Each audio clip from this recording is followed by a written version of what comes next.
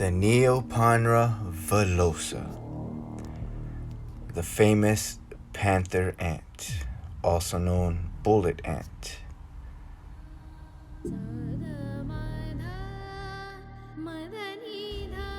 This was the first window cleaning I ever did on this enclosure, and it did not go well at all. One worker escaped. I squished another, and after brewing a perfect cup of coffee, I had no sugar.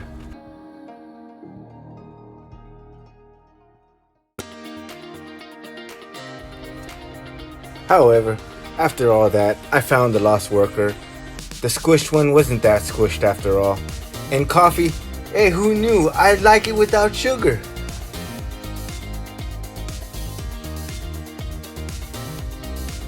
Alright everybody, it's y'all's boy from down south again. And every species you see here was caught within a 5-mile radius of my house. All the footage you see from this point on was shot within this week. Every episode up until this point was old footage, so it is fair to say that they are pretty much the same as of release of this video. So please stick around to the end. We're going to talk about each species just a little bit. I named one incorrectly in a past video, and we're going to talk about that a little bit, and we'll show you my harvesters and how amazing they're doing. I love those guys, that's for sure. Now, if you're wondering about the honey pots, I will not be showcasing them since they are not from my area. Those were brought to me from a friend. So everybody, please do me a favor and give this video a like, comment with something positive. Don't forget to subscribe if you haven't already. And remember, if you watch this video to the end, you will feel wholly good about yourself. I promise.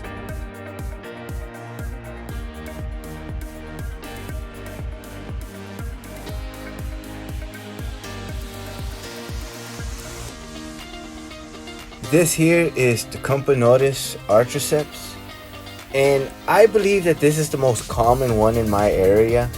I mean, I find them everywhere, and they have huge trails at night. These girls love their sugars, and they weren't at all interested in these fruit flies when I gave it to them. Of course, they were still excited about the sugar. Just so y'all know, I am in Texas, and I am way down south, hence the name Down South Ant Keeper.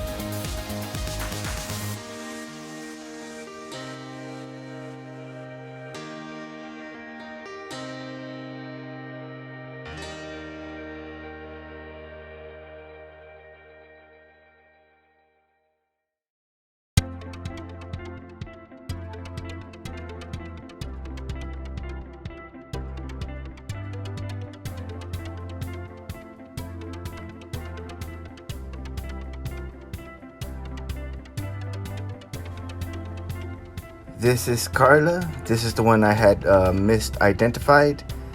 I really don't remember how to say the name of the other species, but the community overwhelmingly believes it to be a Camponotus decipiens. So that's what we're going with. Nonetheless, this colony is becoming my favorite. There's just something about these workers. They're so different from the artriceps.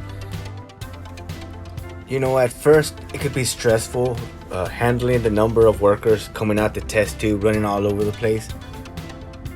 But you know, if you're prepared and you have everything in place, and you just relax and just let the ants do what they're gonna do, because you know, overwhelmingly the ants are gonna go back to their nest, and believe it or not, that test tube is their nest.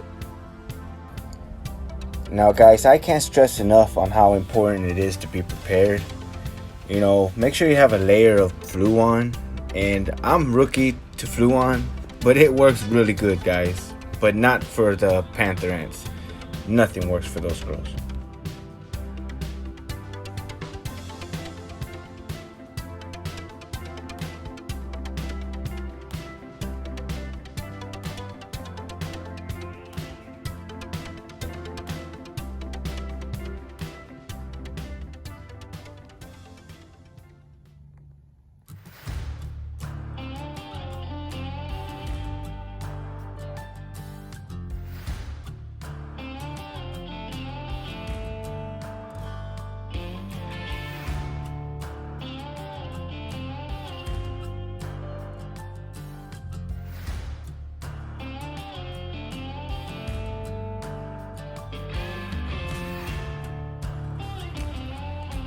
Here we have the famous red harvester ants, Pogonomyrex barbatus.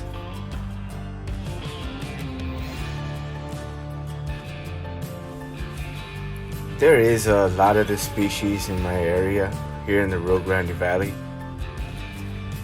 And when I first got into ant keeping, I already had it in mind that this was going to be the first species I went for, only because of my experience as a child with them.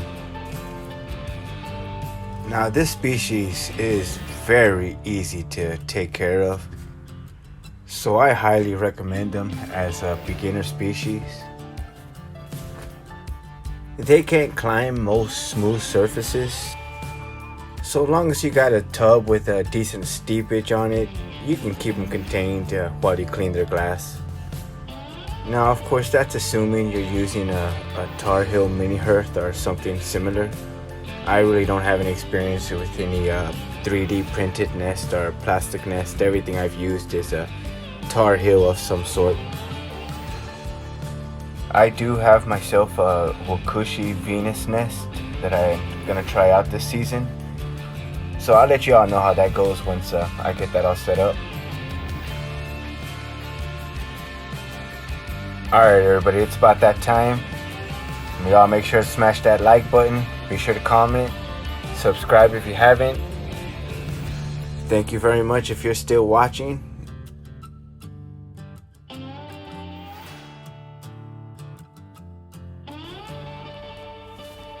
Y'all have a blessed weekend. And it's y'all's boy from down south keeping it real. Peace out.